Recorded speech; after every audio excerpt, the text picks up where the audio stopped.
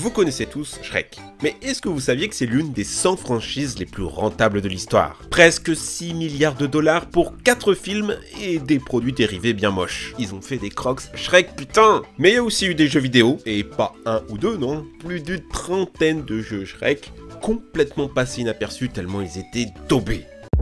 Quand Shrek copie Mario Kart. Avec le succès de Mario Kart, on a vu énormément de clones naître. Ça a plutôt bien marché avec des jeux comme Crash Team Racing, mais la plupart du temps, on se retrouve avec des Mario Kart du pauvre sans aucune saveur. Comme Garfield Kart, M&M's Racing ou Hello Kitty Kart.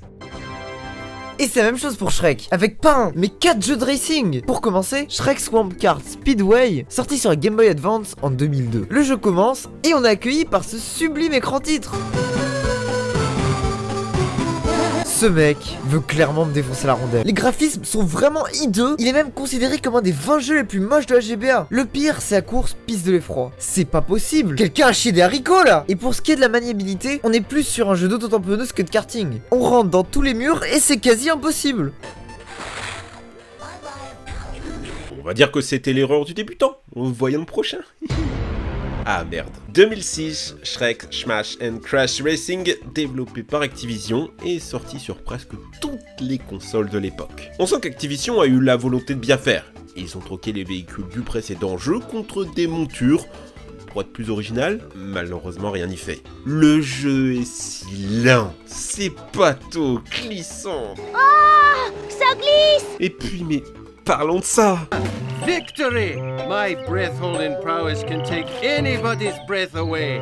Face it, Gingy. 3 ans après ce fiasco, ils ont voulu rempiler avec un troisième jeu, mais cette fois-ci sur mobile. On était en 2009 et pendant cette période-là, des jeux comme Angry Bird ou Doodle Jump explosaient. Gameloft, les développeurs, se sont dit qu'il y avait des thunes à se faire et ont donc sorti un jeu de course sur une licence fraîche et originale, Shrek.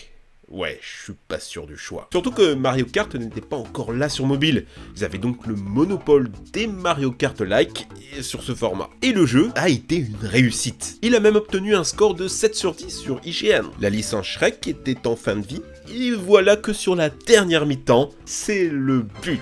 Pour une saga maudite, c'est quand même une jolie fin. Allô? Quoi? À cause du succès du jeu, ils se sont chauffés à sortir une suite?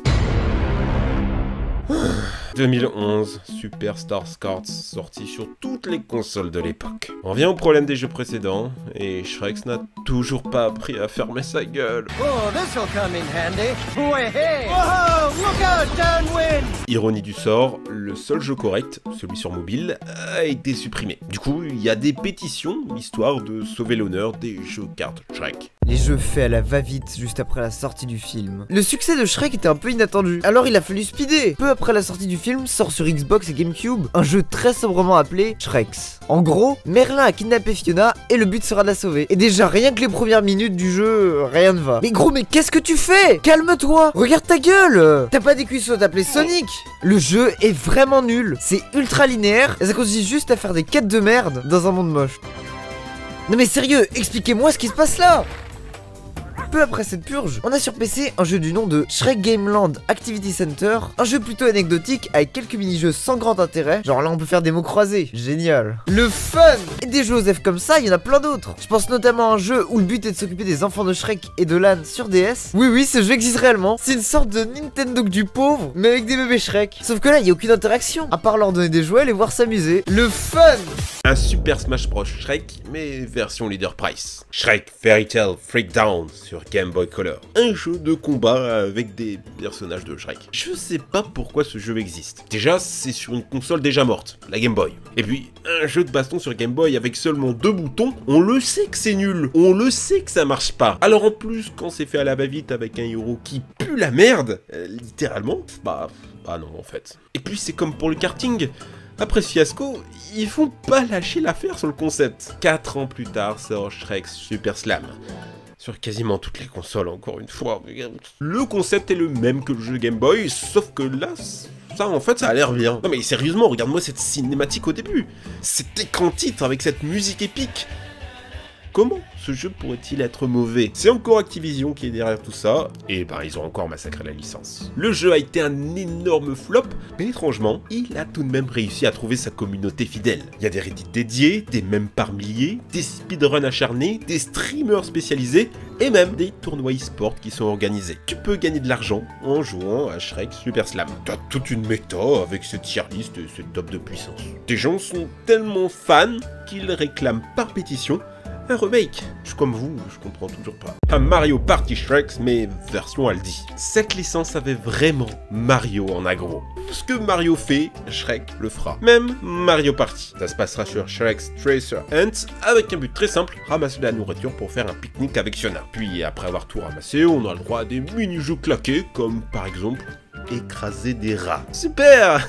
Et contrairement à Mario Party, les mini-jeux se font en solo. Mais pourquoi leur faire un jeu de plateau? Est-ce que vous pensez que tourner comme un gogol pour taper des abeilles me fait passer un bon moment? Est-ce que ramasser de la merde est censé me procurer un divertissement digne de ce nom? Le pire dans tout ça, c'est que le jeu est connu pour avoir fait complètement planter certaines PlayStation. Cramer ta console, ton goût et tes neurones. En fait, ce jeu est un formidable cadeau à faire à votre insupportable petit cousin. Maintenant vous connaissez la musique. Tu prends un échec, genre un four, un flop, et au lieu d'avoir honte de t'enterrer, tu sors une suite sur absolument toutes les consoles possibles. PS2, Xbox, GameCube, Shrek Super Party. Cette fois le jeu est bien plus axé party game en multi. On doit récolter le plus de jus d'insectes tout en avançant sur le plateau de jeu. Les mini-jeux sont pas mauvais, c'est passable, ça va. Même si certains sont plutôt du genre conceptuel. Imaginez quand même qu'il y a eu certainement des réunions pour brainstorm tout ça. Dernière partie, les jeux éducatifs Shrek. Vous avez sûrement entendu parler de jeux éducatifs avec des figures emblématiques du jeu vidéo, tels que Mario's Missing ou Sonic's Schoolhouse. Mais saviez-vous qu'il existe aussi des jeux éducatifs avec Shrek comme protagoniste? Le premier est sorti en 2006 sur V-Smile. V-Smile, c'est une console de jeu pour les jeunes enfants de 3 à 6 ans, créée par VTech. Vous connaissez forcément, à cause des pubs bien cringe qui passaient sur Gulli.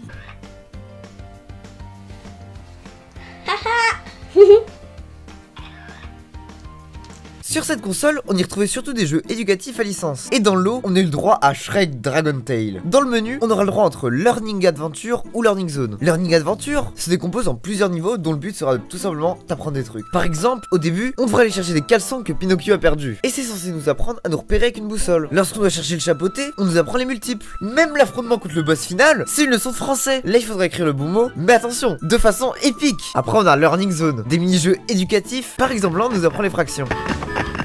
Alors on m'explique pourquoi il y a la musique de Zelda là? Alors, bon, je dois vous avouer que j'ai jamais compris le succès de Shrek. Je trouvais ça cringe, pipi caca, faussement méta. Et pourtant, les gamins adoraient. Le verre, la morve, les proutes. Peut-être qu'à l'époque, j'étais déjà trop mature. Akadami no Suzuki. Et vous, est-ce que la saga Shrek vous a marqué? Est-ce que vous avez déjà joué à un jeu Shrek qui vous a laissé un bon souvenir? Est-ce que vous allez me défoncer en commentaire parce que vous aimez un truc que je n'ai pas trop apprécié? Tout ça, je le saurai en lisant vos petits messages. Merci de nous avoir suivis avec toute l'équipe. Merci de vous être abonné à cette nouvelle chaîne aussi. C'était Deoxys et Aspaz. Allez les amis, ciao! Somebody don't wait in the side, we live in a hurry. I run and see the rhythm and I wanna pay the ride, murder the saving in the city, and murder she the farm. On rote tous quand on fait l'audio, hein. Fais pas le style.